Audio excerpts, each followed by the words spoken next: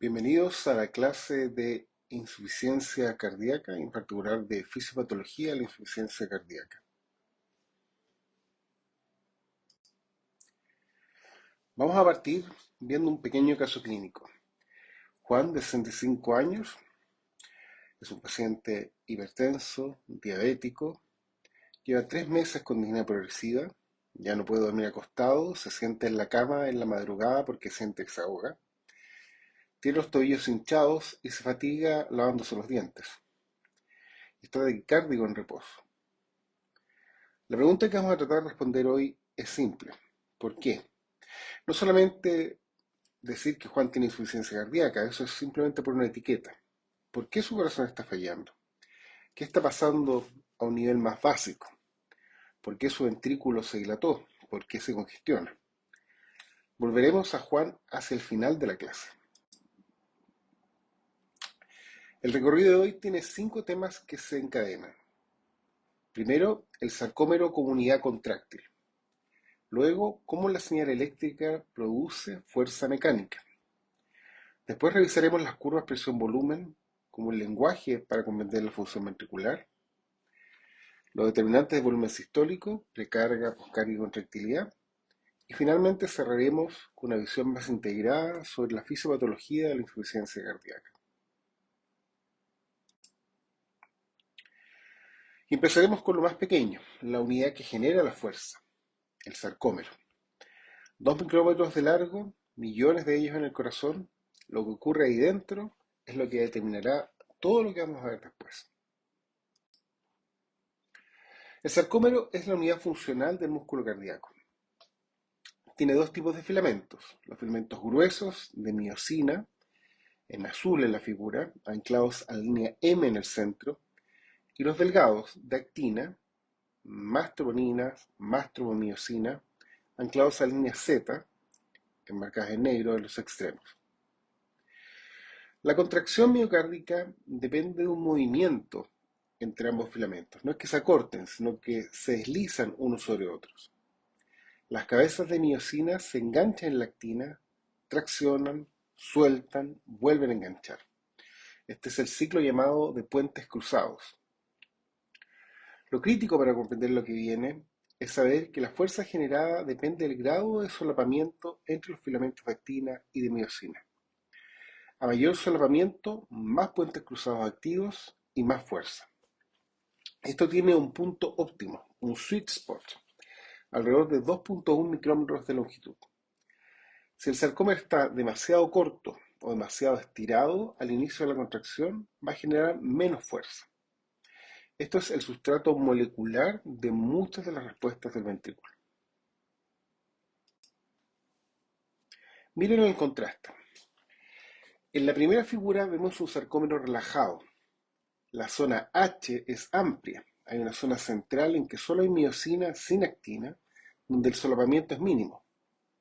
Cuando se contrae y corresponde a la figura en la parte inferior, la línea Z se acerca, la zona H prácticamente desaparece y el solapamiento es máximo. Noten que la banda A, que representa a los filamentos de miosina, no cambia, y esto es porque la longitud del filamento de miosina es constante. Lo que cambia es cuánto se solapan los filamentos de actina y miosina.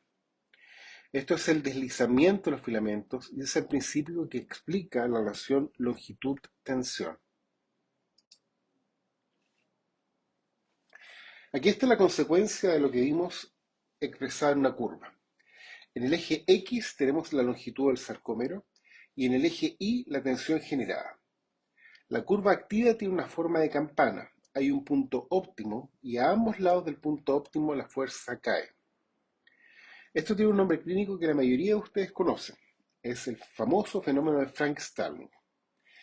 En general, a medida que nos acercamos hacia el punto óptimo, a mayor precarga, en otras palabras, a mayor elongación del ventrículo y por ende mayor elongación de los sarcómeros, el ventrículo se llena más, los sarcómeros alcanzan este óptimo y la contracción siguiente es más potente. El corazón normal autoajusta su fuerza proporcional a la carga, al volumen que recibe. Esto es un brillante mecanismo de compensación, pero tiene un límite. Si el ventrículo se dilata demasiado, mucho más allá de la longitud óptima, los sarcómeros se estiran más del óptimo y la fuerza contráctil cae.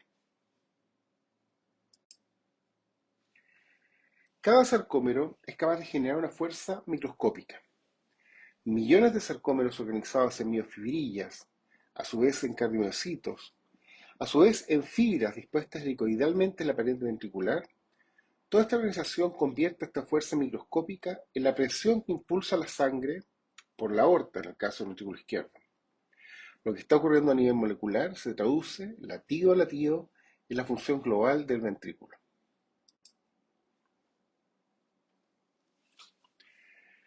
Veamos el acoplamiento excitación-contracción. Ya sabemos que el sarcómero se contrae cuando hay un solapamiento óptimo y puentes cruzados activos entre miosina y actina.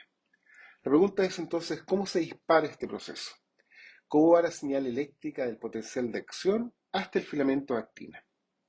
Este mecanismo es el famoso acoplamiento excitación-contracción. El potencial de acción cardíaco es radicalmente distinto al del músculo esquelético. Miren la cooperación. En la línea punteada gris tenemos un potencial de acción de un músculo esquelético. Es una espiga angosta de 2 a 5 milisegundos. Por el contrario, el potencial cardíaco es mucho más largo y tiene una meseta solamente, la fase 2, que dura de 200 a 300 milisegundos. Esta meseta es crítica para el fenómeno de acoplamiento excitación-contracción. Durante esta meseta van a entrar iones calcio a través de los canales L, a través de la membrana plasmática del cardiomiocito. No mucho calcio, lo suficiente para generar un gatillo. Pero este gatillo es lo que va a disparar la liberación de calcio inducida por calcio, llamada CICR. El hecho de que el cardiomiocito tenga una meseta prolongada y que en general la duración del potencial de acción sea prácticamente equivalente a la duración de la contracción propiamente tal, impide la tetania. Bien, como ustedes se fijan, la contracción del músculo está prácticamente ocupada en su totalidad por la duración del potencial. Y esto hace que en general no se puedan sumar impulsos, ¿ya?, contráctiles en el corazón, a diferencia de lo que sí puede pasar en un músculo esquelético. Las células marcapaso son algo diferentes y fuera de variaciones con respecto a la identidad de cuáles son los iones encargados de cada fase, tienen también la peculiaridad que en la fase 4 son capaces de producir una despolarización diastólica espontánea que genera un latido automático. Esta es la base del automatismo y es el blanco de algunos fármacos como la ivabradina. El proceso de acoplamiento excitación-contracción tiene 5 pasos. En primer término, el potencial de acción depolariza la membrana del túbulo T y abre los canales tipo L, canales de calcio tipo L, lo que permite la entrada de un poco de calcio desde el extracelular hacia el citoplasma. Este es el gatillo. En segundo término, este calcio gatillo activa los receptores de renodina, el RIR, ubicados en el retículo sarcoplásmico. En tercer término, y aquí está la elegancia del mecanismo, los receptores de renodina liberan una cantidad masiva de calcio desde el interior del retículo hacia el citoplasma. Se produce una amplificación de la señal. Esta es la famosa liberación de calcio inducida por calcio, o CIRC, y permite amplificar la señal de calcio en 10 a 20 veces. Este calcio libre en el citoplasma se une a la troponina C, desplaza la tropomiosina, exhibiendo los sitios de unión que permiten el anclaje entre la miosina y la actina. Comienza así la formación de los puentes cruzados y la contracción. Para iniciar la relajación, la cerca, ubicada en la pared del retículo endoplásmico, tiene que recaptar el exceso de calcio citoplasmático y lo hace mediante un proceso dependiente de energía. Los canales intercambiadores sodio-calcio en la membrana se encargan de eliminar el exceso sobrante hacia el citoplasma, manteniendo el citoplasma, ¿no es cierto?, con una cantidad baja de calcio, permitiendo la relajación. En la figura vemos en verde un modulador crítico de la señal, que es la activación de la ruta beta-adrenérgica.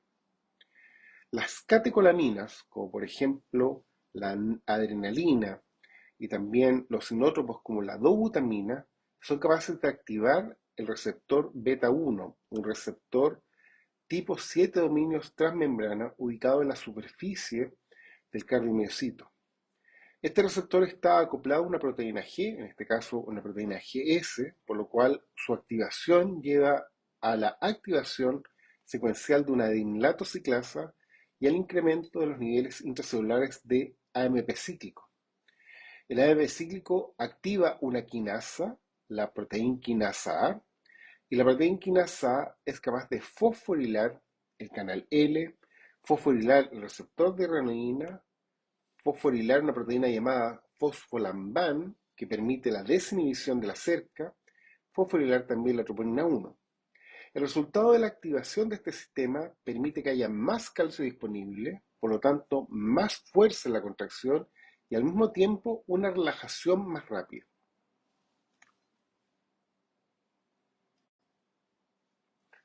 La relajación cardíaca no es pasiva, requiere energía. La cerca, la gran responsable de recapturar el exceso de calcio y devolverlo al interior del retículo para permitir la relajación, necesita ATP para bombear el calcio de vuelta al retículo contragradiente. Si falta ATP, como en el caso de la isquemia, la relajación falla y lo hace antes de que falle la contracción. El lusitropismo es una característica del músculo cardíaco que refleja su velocidad y cuán completa es la relajación. En condiciones normales, el calcio citoplasmático cae rápidamente durante la fase de relajación, la troponina se desactiva, los puentes cruzados entre actina y miocina se disuelven y el ventrículo se relaja, permitiendo el llenado. En condiciones como la insuficiencia cardíaca, la expresión de cerca cae y el fosfolamban paralelamente aumenta, lo que más inhibe la función de la cerca. Esto hace que la recaptura de calcio sea lenta e incompleta. El calcio diastólico permanece elevado, como se ve en el gráfico, ¿cierto?, en la línea punteada roja, lo que se traduce en que el ventrículo no se relaja bien, la presión diastólica se mantiene alta, y estos son los mecanismos moleculares que subyacen a la insuficiencia cardíaca con fracción de eyección preservada.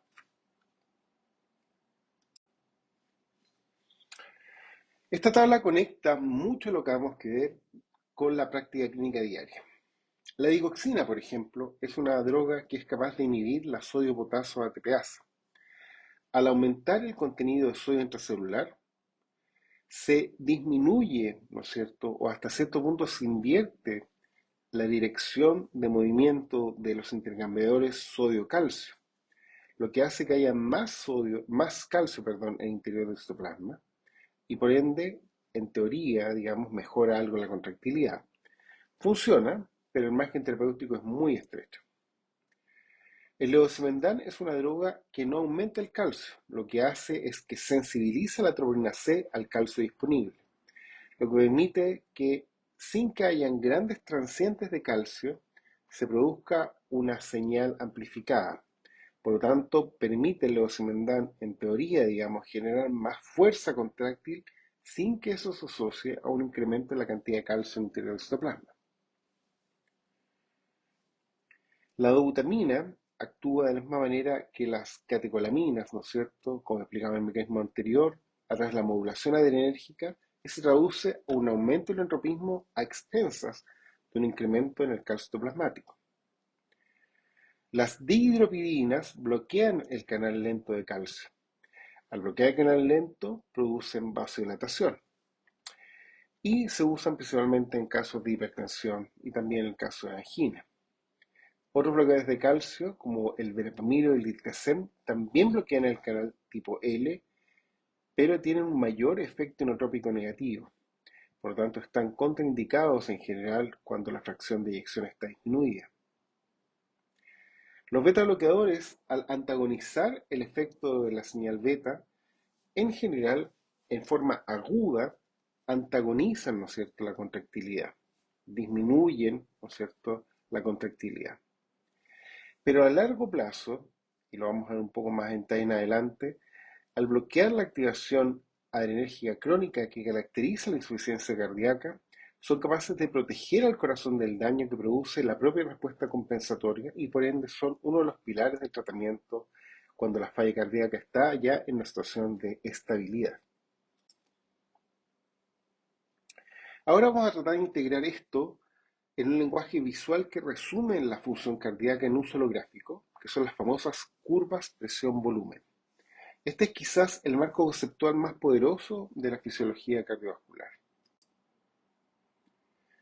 El loop presión-volumen grafica la presión ventricular izquierda, en este caso, en el eje Y y el volumen ventricular en el eje X, a lo largo de un ciclo cardíaco.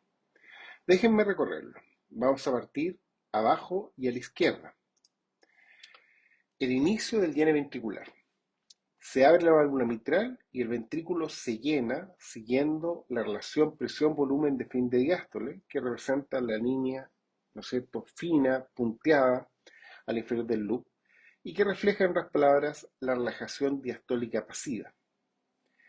Llegamos al extremo inferior izquierdo de la curva, el punto 2, el fin de la diástole, con el ventrículo lleno. Esto es el volumen de fin de diástole, que representa finalmente la precarga. Es el volumen que tiene el corazón al terminar su llenado y por lo tanto va a ser el punto máximo de elongación de cada sarcómero.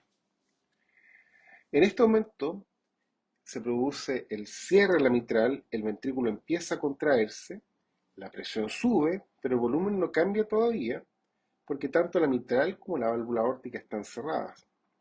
Esta es la llamada contracción isovolumétrica, el lado derecho vertical del loop. Cuando la presión dentro del ventrículo supera la presión aórtica, en el punto 3, se abre la válvula aórtica y comienza la eyección. El loop ahora avanza hacia la izquierda y arriba. Al fin de la sístole, alcanzamos el volumen de fin de sístole, el rincón superior izquierdo.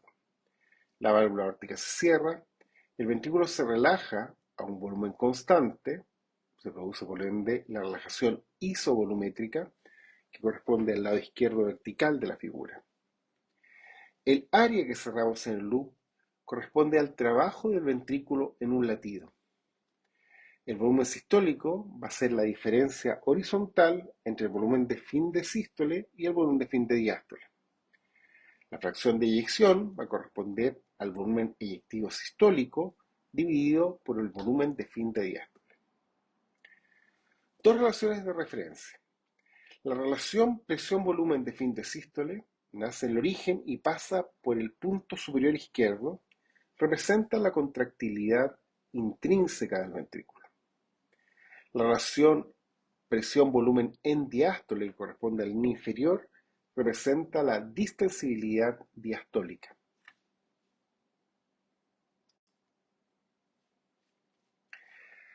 La relación presión-volumen de fin de sístole, también llamada Emax, es el mejor índice de contractilidad que tenemos. Yo sé que probablemente ustedes conocen que en la clínica habitualmente usamos la fracción de eyección, por comodidad, por convención, porque es mucho más fácil de obtener que la presión, no sé, la relación presión-volumen de fin de sístole. Sin embargo, ¿por qué digo que la relación presión-volumen de fin de sístole es una mejor medida de contractilidad? Porque la fracción de eyección depende de la carga. Un ventrículo que tiene mala contractilidad podría parecer a priori con una fracción de eyección aparentemente normal, por ejemplo, si la precarga es lo suficientemente alta. La fracción de eyección es engañosa, a diferencia de la relación presión-volumen de fin de sístole, que no depende de las cargas y por lo tanto es más fidedigna. La pendiente de la relación presión-volumen de fin de sístole refleja la contractilidad intrínseca independiente de la precarga y la poscarga. En insuficiencia cardíaca, la pendiente de la relación presión-volumen de fin de sístole cae. tenemos una Emax reducida. El ventrículo se vacía menos eficientemente independiente de cuánto se llene. Por el contrario, en la curva, por ejemplo, morada, el uso de un inótropo hace que la pendiente de la relación presión-volumen de fin de sístole aumente. Por lo tanto, Emax aumenta, lo que hace que el ventrículo se vacíe más eficientemente, ¿no es cierto?, para una misma condición de llenado. En otras palabras, tiene una mayor contractilidad.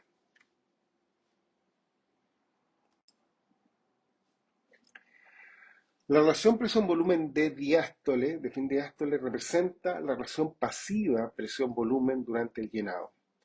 En un ventrículo normal, la curva es suave y más bien plana, acepta un volumen con un mínimo aumento de presión. Sin embargo, frente a ventrículos muy remodelados, por ejemplo en pacientes con falla cardíaca, con fracción de eyección, ¿no es cierto?, preservada, en que el ventrículo suele ser muy fibrótico, muy rígido, la relación presión-volumen durante la diástole se vuelve más empinada. En otras palabras, este ventrículo rígido necesita presiones muy elevadas para alcanzar un volumen normal. El problema de estas presiones elevadas es que estas presiones se transmiten en forma retrógrada hacia la aurícula izquierda, hacia las venas pulmonares y finalmente hacia el capilar pulmonar. El resultado, congestión pulmonar, disnea, intolerancia al ejercicio. Hay que recordar que cerca de un 50% de los pacientes que tienen falla cardíaca no tienen un compromiso marcado de la función contráctil evidenciado como caída en la fracción de eyección. En la mitad de los pacientes con falla cardíaca en este momento, lo que tenemos es una alteración en las presiones de llenado en diástole. Tenemos una insuficiencia cardíaca con fracción de eyección preservada, la cual ha sido históricamente subestimada porque la mirada centrada en la fracción de eyección perdía de vista a estos pacientes. Ya tenemos el lenguaje y ahora vamos a usarlo para entender las tres determinantes del volumen eyectivo sistólico y cómo cada una de ellas modifica el loop presión-volumen. La precarga es esencialmente el volumen al final de diástole y corresponde a la longitud inicial del sarcómero antes de iniciar la contracción. A mayor precarga, en la medida que nos acerquemos a la longitud óptima del sarcómero, mayor estiramiento, mayor fuerza y mayor, por ende, volumen eyectivo sistólico. Esto es la traducción de la ley del fenómeno de Frank-Starling a nivel ventricular. En el esfuerzo físico, por ejemplo, como representa el gráfico en la figura morada, el retorno venoso aumenta, el volumen de fin de diástole aumenta también, el corazón responde con un mayor gasto cardíaco. Es un mecanismo adaptativo brillante que permite, por ejemplo, que nuestro corazón se adapte rápidamente a condiciones de ejercicio. En la insuficiencia cardíaca compensada, el corazón intenta hacer exactamente lo mismo. Se dilata para mantener una mayor precarga y para así mantener un mejor gasto cardíaco. Esta compensación funciona hasta cierto punto. Cuando la curva del ventrículo se aplana, agregar más precarga no se traduce forzosamente en mayor gasto cardíaco. Simplemente se traduce en mayores presiones y más congestión. El paciente en insuficiencia cardíaca suele operar en la parte plana de la curva, presiones de llenado altas, gasto cardíaco bajo, síntomas de congestión sin beneficio hemodinámico. Si a estos pacientes se les suministra un diurético, podemos bajar la presión de llenado, ¿no es cierto?, aliviando parcialmente los síntomas. Si al mismo paciente le administramos un inótropo, podemos aumentar la contractilidad para la misma condición de llenado.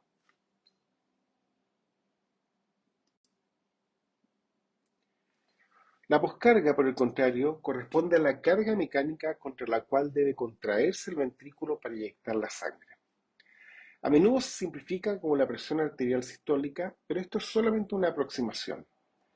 Desde un punto de vista mecánico, la verdadera poscarga es el estrés parietal ventricular durante la eyección. Esto es cuantificado mediante la ley de Laplace, que plantea que el estrés, representado por la letra griega sigma, corresponde a la presión dentro del ventrículo, que está relacionado obviamente con la presión arterial, por el radio del ventrículo, partido por 2 por el grosor del ventrículo.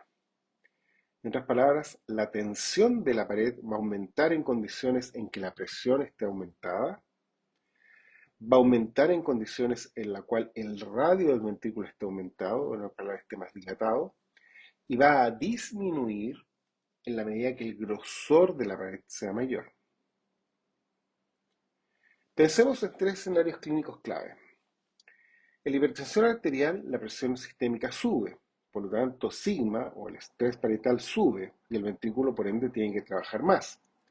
La respuesta adaptativa es la hipertrofia concéntrica, aumentar H, el grosor de la pared, para mantener el estrés constante. Si no logra compensar, el ventrículo termina dilatándose y falla. En el caso de una insuficiencia cardíaca con un ventrículo dilatado, el ventrículo se dilata, por ejemplo, para aceptar más precarga, para así compensar el gasto cardíaco mediante el mecanismo de Frank-Starling. Sin embargo, al dilatarse, aumentar su radio, la ley de Laplace dice que el estrés parietal va a aumentar aun cuando la presión sea la misma. El ventrículo dilatado tiene más poscarga por el mero hecho de estar dilatado. Este es el círculo vicioso de la insuficiencia cardíaca clásica. Se produce dilatación, aumenta la poscarga, hay más estrés parietal, hay más daño ventricular, hay más dilatación y así sucesivamente. En la estenosis aórtica hay una obstrucción mecánica al flujo de salida del ventrículo izquierdo. Por lo tanto, la presión intraventricular aumenta enormemente. Suele haber hipertrofia concéntrica bastante marcada y el problema está en que muchas veces esto plantea una mayor demanda de oxígeno, lo que puede traducirse, por ejemplo, en la aparición de angina sin que haya lesiones coronarias, simplemente por un aumento de la demanda.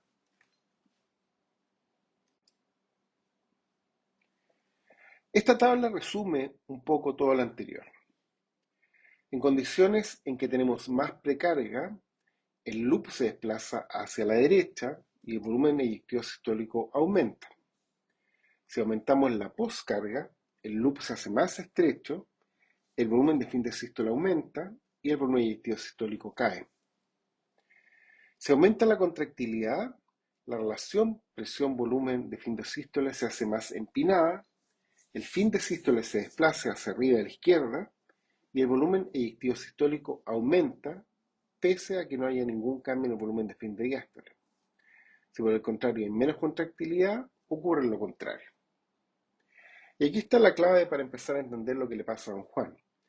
En la insuficiencia cardíaca coexisten las 3 instalaciones simultáneamente. Suele haber una caída de la contractilidad, el corazón compensa dilatándose, lo que aumenta la precarga, pero esta dilatación al mismo tiempo incrementa la poscarga por Laplace. Estos 3 mecanismos se retroalimentan, ¿no es cierto? Al aumentar la poscarga, el ventrículo tiene que trabajar más, se remodela más se dilata, más aumenta la poscarga, estableciendo el círculo vicioso del remodelado cardíaco. Llegamos al núcleo clínico. Todo lo que aprendimos hasta ahora nos permite entender paso a paso qué es lo que pasa en un corazón que falla. Comparen por favor los dos loops. En azul, el paciente normal y en rojo, el loop de un paciente con falla cardíaca con contractilidad reducida. Las diferencias son bien claras. En el caso del paciente con falla cardíaca, la pendiente de su relación presión-volumen de fin de sístole, su Emax, está reducida, lo que traduce una contractilidad deteriorada. El volumen de fin de diástole está aumentado, lo que representa la activación del mecanismo de Frank-Starling y cierto grado de dilatación compensatoria. El volumen de fin de sístole también está aumentado, porque al aumentar la poscarga, el vaciamiento se hace menos completo. Tanto el volumen eyectivo como la fracción de eyección caen. Y el área del loop, que es el trabajo del ventrículo, es menor. El corazón gasta más recursos para hacer menos trabajo útil. Observen que ambos extremos del fin de diástole caen sobre la misma curva de la relación presión-volumen de fin de diástole, pero el paciente con insuficiencia cardíaca está en un punto de mayor volumen y mayor presión. Eso traduce cierto grado de congestión, lo que explica algunos de los síntomas de Don Juan, como es la disnea, ¿no es cierto?, y la ortopnea. Cuando el gasto cardíaco cae, el organismo activa dos grandes sistemas de compensación: el sistema renina-angiotensina-aldosterona y el sistema nervioso simpático. El sistema renina-angiotensina-aldosterona retiene sodio y agua, con un intento de aumentar la precarga, tratando de recuperar el gasto cardíaco a través del mecanismo de Frank-Starling. A corto plazo, adaptativo. A largo plazo, la activación del sistema renina-angiotensina tiene una serie de efectos adversos, como fibrosis, hipertrofia ventricular, sobrecarga de volumen y edema. Medicamentos como los ARNI, los inhibidores de enzima convertidora de angiotensina y los antagonistas del receptor mineralocorticoide interrumpen exactamente esta vía. Frente a una disminución del gasto cardíaco, se activa también el sistema nervioso simpático. El sistema nervioso simpático aumenta la frecuencia cardíaca y la contractilidad en un intento de mantener un gasto cardíaco normal. Nuevamente, a corto plazo, funciona. A largo plazo, la taquicardia sostenida, el mayor consumo de oxígeno, la disminución de los receptores beta en la superficie del cardiomiocito, la menor expresión de cerca, etc., se traduce en daño miocárdico y en menos funcionalidad ventricular.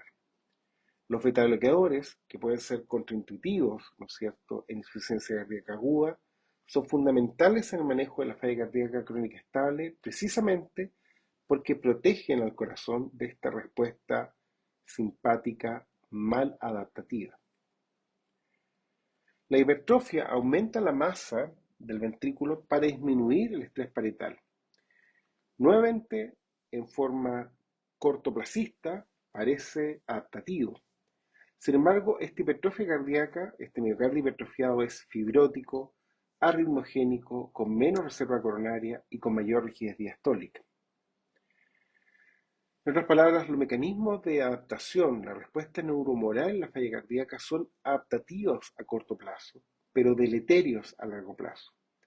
Esa es la paradoja central de la insuficiencia cardíaca y es también la base de la terapéutica. En general, la gran mayoría de los medicamentos usados en insuficiencia cardíaca apunta a bloquear estas respuestas maladaptativas. La sobrecarga de presión, por ejemplo, en la hipertensión mal manejada o la estenosis aórtica, produce esta hipertrofia concéntrica. La pared se engruesa, la cavidad no cambia o se reduce, y la idea de Laplace explica la adaptación. Mayor grosor, mayor H, compensa el aumento de la presión, reduciendo el estrés parietal. Con el tiempo, esta hipertrofia concéntrica deja de ser adaptativa. Cuando el costo biológico de mantener una masa miocárdica aumentada, las palabras, esta masa fibrótica, con más difusión microvascular, con alteraciones energéticas, inflamado, etc., supera el beneficio mecánico de normalizar la tensión parietal. Esta hipertrofia sostenida en el tiempo lleva a difusión diastólica y eventualmente a falla cardíaca. Por otro lado, insuficiencia cardíaca caracterizada, ¿no es cierto?, por sobrecarga de volumen o por pérdida de miocardiomicitos, por ejemplo, en un paciente que tiene un infarto extenso o una miocardiopatía dilatada, se traduce habitualmente en hipertrofia excéntrica. La cavidad se dilata, la pared se adelgaza relativamente, y con la ley de Laplace depende del radio y del grosor. Al disminuir el grosor de la pared y aumentar el radio de la cavidad, aumenta la tensión parietal. Esto obviamente lleva rápidamente un círculo vicioso. Más tensión parietal se va a traducir en más dilatación, más poscarga, más daño, más remodelado y así ad infinitum.